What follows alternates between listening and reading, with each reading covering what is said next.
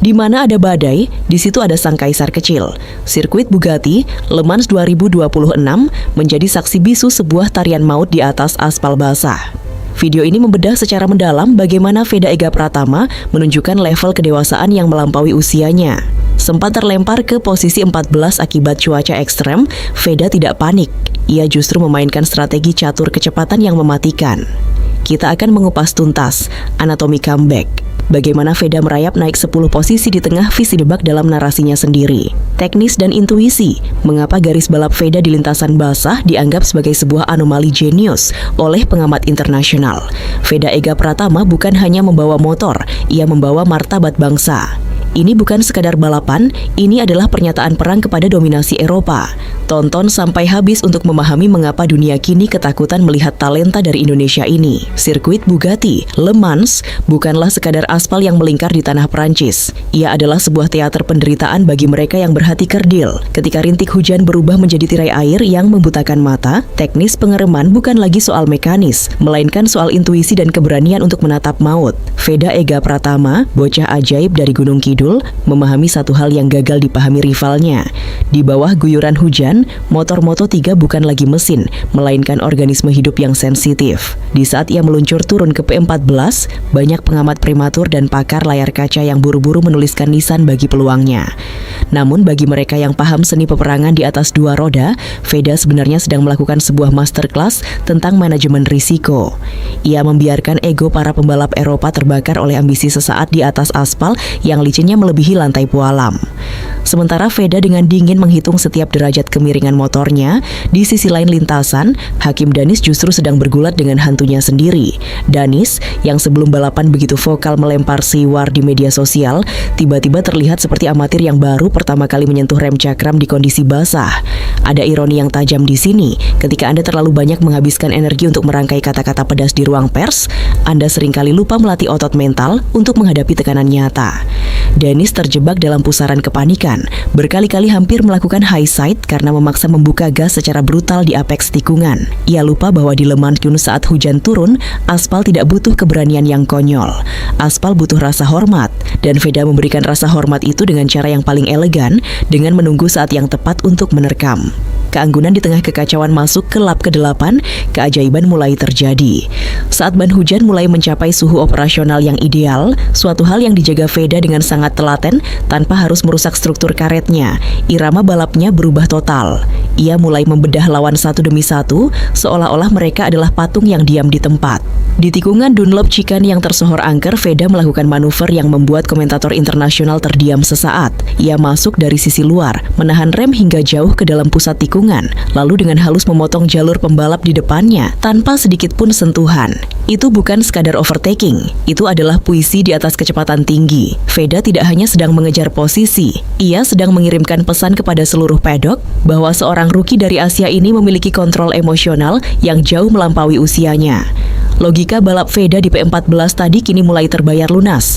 Para pembalap yang di awal lomba bersikap arogan dan agresif mulai kehilangan daya cengkeram ban belakang mereka. Mereka telah menguras habis tabungan ban mereka di lap-lap awal karena ketidaksabaran. Veda sebaliknya masih memiliki cadangan traksi yang melimpah. Di sektor ketiga, ia mencatatkan waktu lap tercepat. Sebuah anomali di tengah kondisi lintasan yang semakin memburuk. Penonton di tribun kan sedang melakukan perburuan besar-besaran.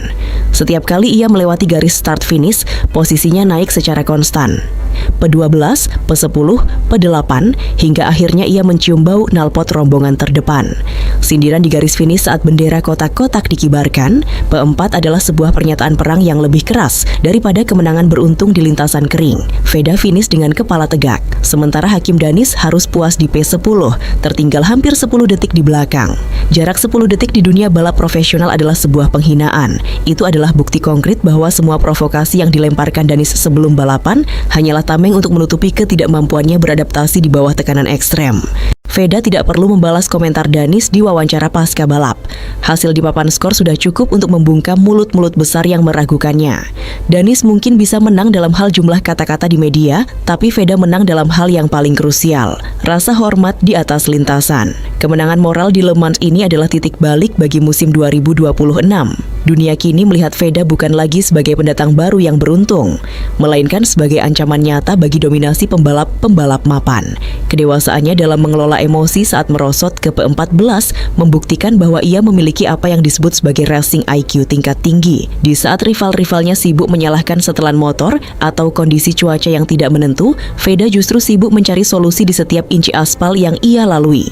Ini adalah perbedaan antara pembalap yang hanya ingin cepat dan pembalap yang ditakdirkan untuk menjadi legenda.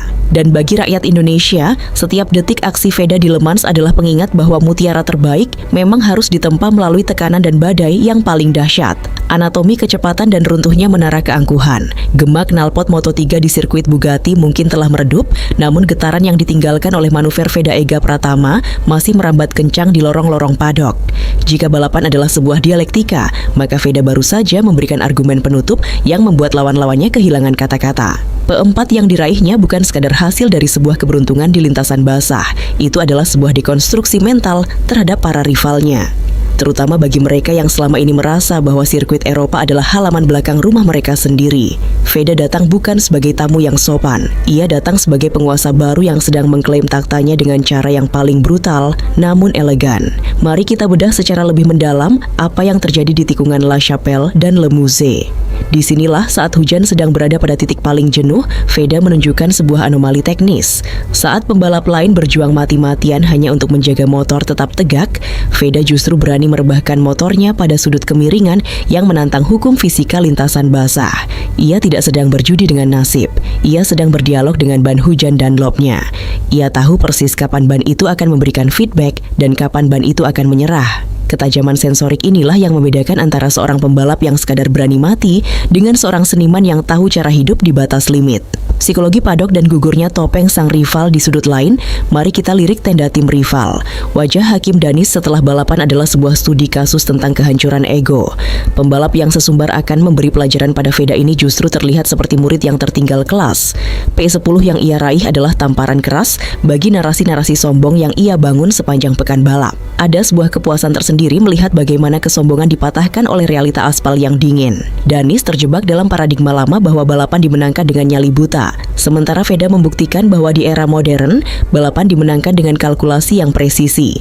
Veda tidak perlu membusungkan dada di depan kamera. Ia hanya perlu melepas helm, menyeka keringatnya, dan membiarkan catatan waktu yang berbicara. Sindiran yang paling menyakitkan bagi seorang rival bukanlah kata-kata kasar, melainkan melihat punggung lawanmu semakin menjauh di depan sementara kamu terjebak dalam debu dan cipratan air.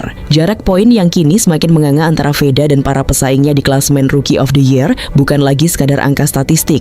Itu adalah tembok besar yang mulai terbangun memisahkan antara talenta yang benar-benar spesial dengan mereka yang hanya numpang lewat karena dukungan sponsor atau koneksi semata. Tarian di atas pisau, strategi ban, dan keheningan mental. Kunci dari keberhasilan Veda merangsek dari P14 ke P4 terletak pada kemampuannya menjaga keheningan mental. Bayangkan Anda berada di tengah badai, visibilitas hanya beberapa meter ke depan, dan di sekitar Anda ada 20 pembalap muda yang agresif dan haus pembuktian. Dalam kondisi sekacau itu, sangat mudah bagi seorang remaja untuk kehilangan kontrol dan melakukan kesalahan remeh. Namun Veda justru masuk ke dalam kondisi flow. Ia seolah-olah bisa melihat lintasan dalam gerakan lambat.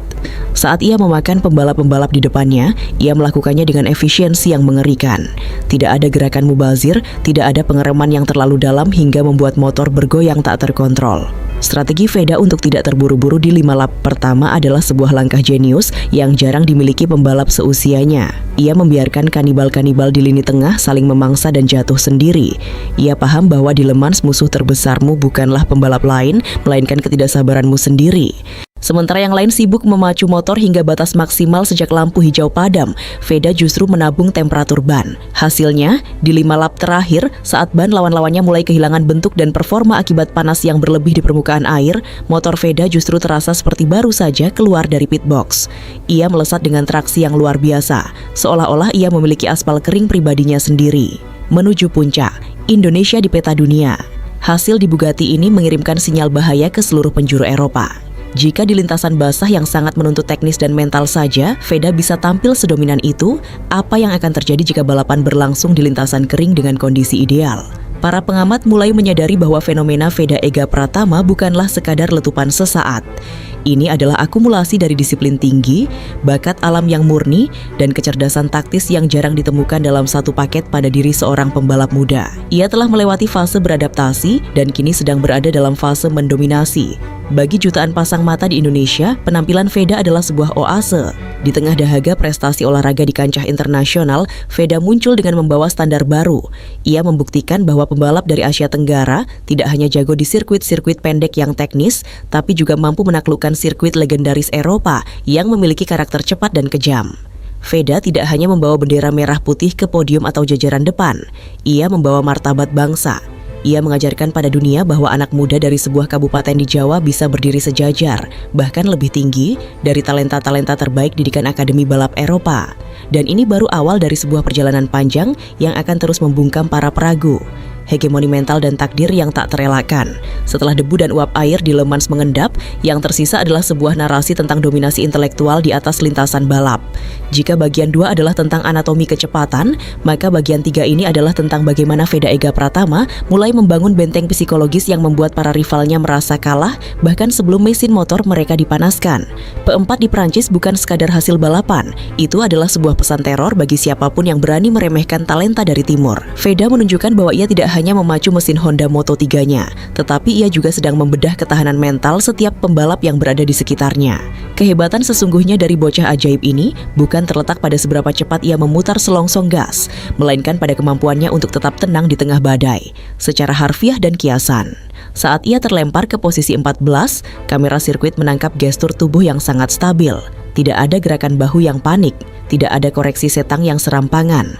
Ia seperti seorang konduktor yang sedang menunggu orkestra kekacauan di depannya berakhir sebelum ia mengayunkan tongkat estafetnya untuk mengambil alih kendali. Paradoks kecepatan, melambat untuk menang. Logika yang digunakan Veda di Le Mans adalah sebuah paradoks yang hanya bisa dipahami oleh para jenius.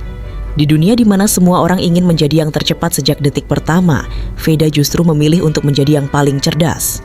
Ia memahami bahwa di lintasan basah, kecepatan adalah turunan dari ketenangan, bukan keberanian yang membabi buta. Sementara rivalnya, Hakim Danis, terlihat seperti banteng yang melihat kain merah, menyeruduk aspal dengan agresivitas yang tidak perlu. Veda justru berperan sebagai matador. Ia membiarkan lintasan menelan mereka yang tidak sabar, sementara ia sendiri meluncur di atas air dengan keanggunan seorang seluncur es. Sindiran tajam pantas dilayangkan kepada mereka yang membangun karier di atas fondasi sensasi. Danis mungkin memenangkan perang urat syaraf di media, namun di bawah langit kelabu Prancis, ia hanyalah sebuah titik kecil yang perlahan menghilang dari kaca spion Veda. Kegagalan Danis untuk finish di depan Veda, meski sempat unggul jauh di awal lap, membuktikan bahwa bakat murni tidak bisa disubstitusi oleh gimik pemasaran. Veda telah menciptakan standar baru, bahwa untuk menjadi pahlawan di Indonesia, Anda tidak butuh drama. Anda hanya butuh daya cengkeram ban yang terjaga dan fokus yang tak tergoyahkan. Filosofi ban dan retak di Menara Gading Eropa, ada detail kecil yang luput dari perhatian banyak orang. Bagaimana cara Veda memilih garis balap, racing line, yang tidak lazim. Di saat pembalap lain berebut jalur kering yang tipis, Veda justru berani mengambil jalur yang lebih basah, namun menawarkan flow yang lebih konstan. Ini adalah bukti bahwa ia memiliki pemahaman aerodinamika dan traksi yang melampaui kurikulum sekolah balap manapun. Ia tidak mendikte motornya, ia bermitra dengan motornya. Setiap perpindahan gigi, setiap sentuhan pada rem belakang dilakukan dengan presisi seorang dokter bedah. Efek domino dari performa ini mulai terasa di padok tim-tim besar Eropa. Mereka yang tadinya melihat Veda sebagai proyek pemasaran untuk pasar Asia, kini harus merevisi catatan mereka.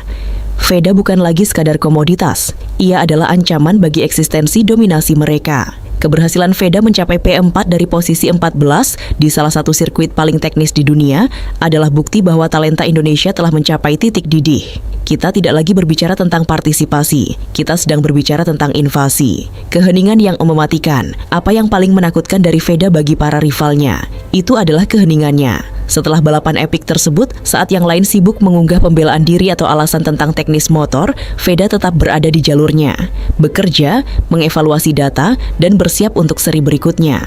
Ia tidak butuh validasi dari kata-kata. Baginya, setiap tikungan di Le Mans adalah kalimat, dan garis finish adalah tanda titik yang tegas bagi semua perdebatan. Dunia kini harus bersiap. Jika dengan kondisi yang nyaris mustahil saja, Veda bisa melakukan comeback yang begitu dramatis, bayangkan apa yang akan ia lakukan saat semua variabel berada di pihaknya. Veda Ega Pratama bukan hanya sedang membalap untuk meraih poin, ia sedang menulis ulang sejarah. Ia membuktikan bahwa darah juara Indonesia tidak akan luntur meski diguyur hujan paling deras di daratan Eropa sekalipun. Dan untuk para rival yang masih sibuk bersuara di luar lintasan, waspadalah. Saat Anda sibuk bicara, sang bocah ajaib sedang bersiap untuk melewati Anda lagi di tikungan berikutnya.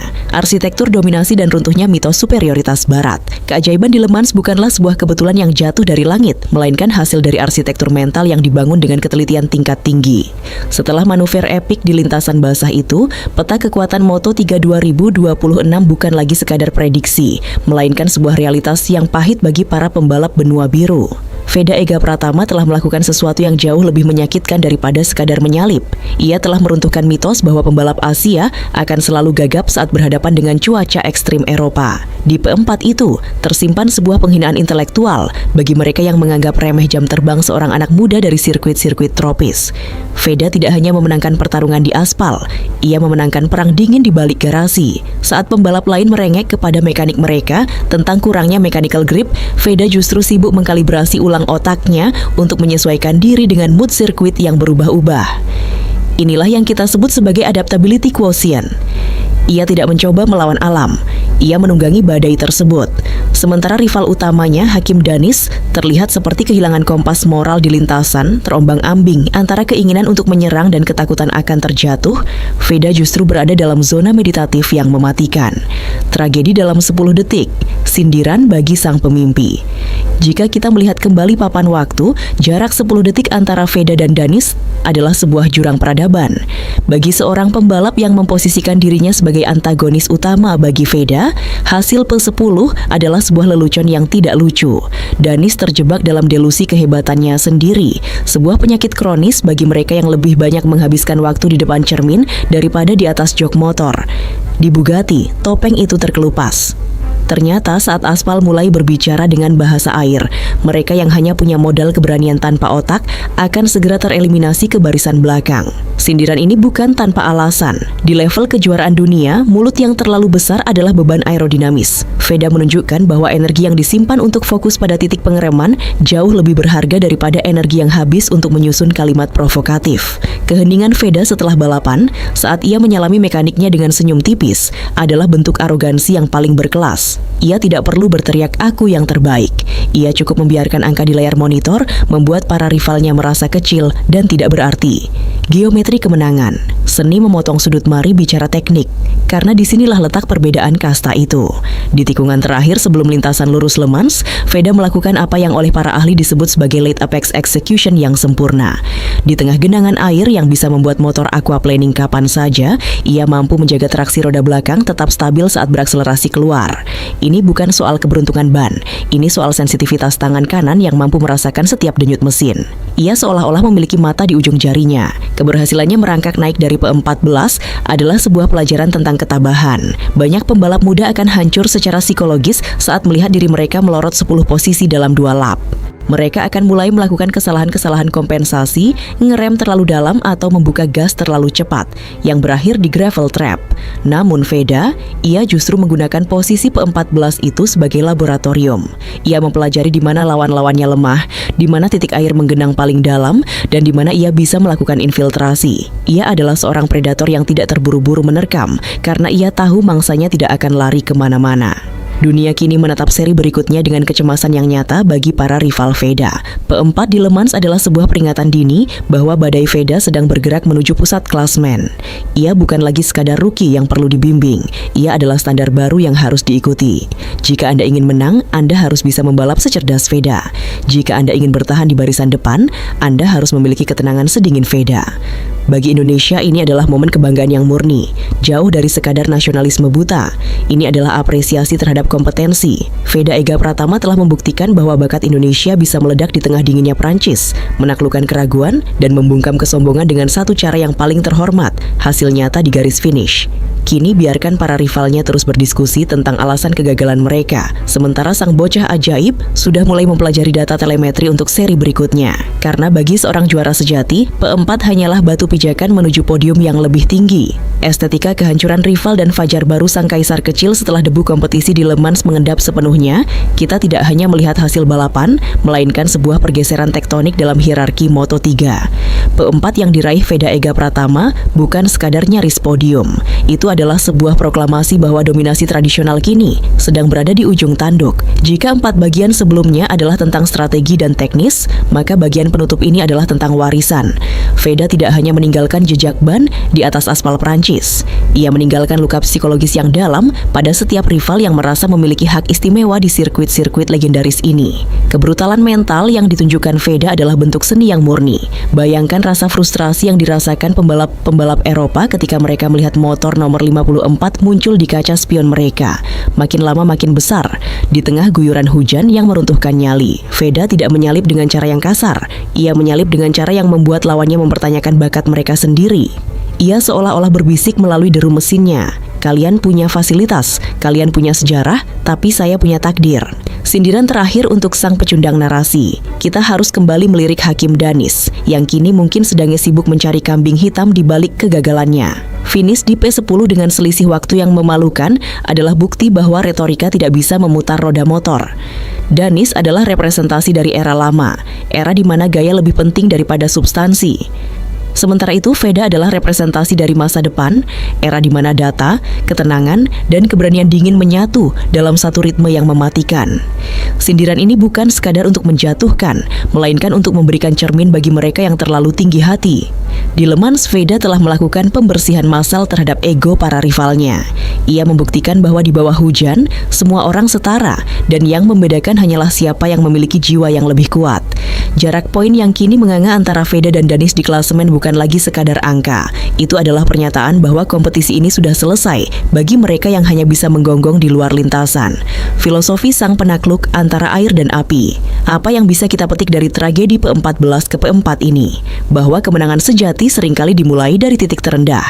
Veda mengajarkan kita tentang stoikisme di atas 2 roda. Saat ia merosot ke posisi 14, ia tidak mengutuk cuaca, ia tidak menyalahkan takdir. Ia justru memeluk kekacauan tersebut. Ia menggunakan air sebagai sekutu, bukan musuh. Ketajaman intuisi ini adalah bakat langka yang hanya dimiliki oleh mereka yang ditakdirkan untuk menjadi legenda, sekelas Rossi atau Marquez di masa muda mereka. Perjalanan musim 2026 masih menyisakan banyak drama, namun episode Le Mans akan selalu dikenang sebagai momen di mana dunia harus berhenti sejenak dan menundukkan kepala kepada talenta Indonesia. Veda bukan lagi sekadar anak ajaib dari Asia, ia adalah ancaman nyata bagi tatanan balap motor global. Ia membawa beban harapan jutaan orang, namun ia membawanya dengan seringan ia merebahkan motornya di tikungan terakhir. Selamat tinggal pada keraguan, selamat tinggal pada mereka yang hanya bisa bicara. Selamat datang di era di mana merah putih bukan lagi sekadar pelengkap di barisan belakang, melainkan mercusuar kekuatan baru yang sedang bersiap membakar panggung dunia. Veda Ega Pratama. Masyarakat Indonesia tidak melihat Veda hanya sebagai pembalap, mereka melihatnya sebagai simbol perlawanan. Selama puluhan tahun, podium di kelas dunia seolah menjadi hak eksklusif bagi mereka yang lahir di bawah bendera Spanyol atau Italia. Ada stigma tak tertulis bahwa pembalap Asia hanyalah pelengkap atau pemanis pasar. Namun setiap kali Veda melakukan pengereman lambat di tikungan, setiap kali ia memotong jalur pembalap didikan Akademi Eropa, ia sedang meruntuhkan stigma tersebut. Harapan rakyat Indonesia adalah melihat Veda menjadi bukti hidup bahwa talenta murni tidak mengenal batas geografis. Semangat yang dikirimkan dari warung kopi di pelosok desa hingga gedung pencakar langit di Jakarta adalah sama. Veda, tunjukkan pada mereka bahwa aspal tidak peduli dari mana asalmu. Aspal hanya peduli pada siapa yang paling berani dan paling cerdas di atasnya. Ini adalah semangat untuk membuktikan bahwa Indonesia bukan lagi sekadar penonton setia MotoGP, melainkan rahim yang melahirkan penguasanya. Harapan ini menjadi begitu masif karena Veda hadir di saat yang tepat. Di saat cabang olahraga lain seringkali memberikan janji yang tak pasti, Veda memberikan bukti yang konsisten. Setiap poin yang ia raih, setiap posisi yang ia perbaiki dari lap ke lap adalah pelipur lara bagi masyarakat yang merindukan bendera merah putih berkibar di tempat tertinggi. Masyarakat Indonesia memberikan semangat yang tanpa syarat. Mereka rela begadang hingga dini hari, menatap layar kaca dengan cemas, hanya untuk melihat nomor motor Veda merangsek ke barisan depan. Semangat ini adalah bentuk doa yang bergerak. Mereka tidak peduli meski Veda harus memulai dari posisi belakang. Yang mereka yakini adalah bahwa selama balapan belum berakhir, Veda akan selalu punya cara untuk mengejutkan dunia. Inilah harapan akan keajaiban yang terukur melalui kerja keras. Salah satu harapan terbesar masyarakat adalah agar Veda tidak merasa sendirian saat badai kegagalan menerjang. Balapan adalah dunia yang kejam. Satu kesalahan kecil bisa menghapus 1000 keberhasilan. Namun semangat dari Indonesia untuk Veda tahun 2026 ini adalah semangat yang dewasa. Rakyat Indonesia kini lebih paham bahwa proses menuju juara dunia tidaklah instan. Harapan kami adalah agar Veda tetap tenang dalam tekanan. Jangan takut jatuh, Veda, karena ada jutaan tangan virtual yang siap menangkapmu. Jangan takut gagal, karena setiap kegagalanmu adalah pelajaran yang kami amini sebagai bagian dari sejarah. Semangat ini memberikan ruang bagi Veda untuk tumbuh tanpa rasa takut. Masyarakat ingin Veda tahu bahwa cinta mereka tidak bergantung pada podium semata, tapi pada seberapa besar daya juang yang ia tunjukkan di atas lintasan. Melihat rivalitas panas, seperti dengan Hakim Danis, masyarakat Indonesia justru mengirimkan semangat yang berkelas. Harapan mereka bukan agar Veda ikut dalam perang kata-kata yang murahan, melainkan agar Veda tetap menjadi pribadi yang tenang di luar, namun mematikan di dalam. Semangat ini adalah doa agar Veda tetap rendah hati, namun memiliki mentalitas predator. Masyarakat bangga ketika Veda tetap diam saat diprovokasi, karena mereka tahu bahwa jawaban terbaik bagi para peragu adalah kepulan asap knalpot saat ia menyalip di tikungan terakhir. Harapan rakyat adalah melihat Veda menjadi sosok kesatria modern yang menjunjung tinggi sportivitas, namun tak memberikan ampun dalam hal kecepatan. Veda bukan hanya membalap untuk dirinya sendiri. Harapan kolektif rakyat Indonesia adalah agar keberhasilan Veda menjadi pintu pembuka bagi ribuan anak kecil di pelosok negeri yang saat ini sedang bermimpi menjadi pembalap sambil bersepeda di jalanan desa.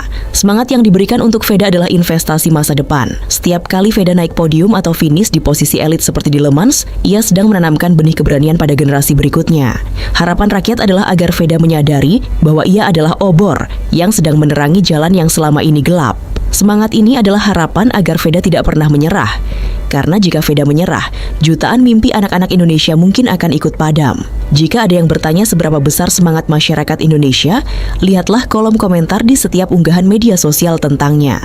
Meski terkadang penuh dengan emosi, itu adalah luapan cinta yang jujur. Harapan mereka adalah agar Veda selalu diberikan keselamatan. Di balik ambisi untuk menang, ada doa yang tulus agar ia selalu pulang dengan selamat ke pangkuan keluarga dan tanah air. Semangat ini adalah energi yang metafisik. Masyarakat percaya bahwa dukungan mereka adalah angin yang mendorong motor Veda sedikit lebih cepat di lintasan lurus dan daya cengkeram tambahan bagi bannya di tikungan yang licin. Ini adalah keyakinan bahwa doa ibu dan doa seluruh rakyat adalah komponen terpenting dalam mesin motornya. Teruslah melaju, Veda. Dunia kini tahu bahwa Indonesia punya mutiara yang takkan pernah pudar sinarnya.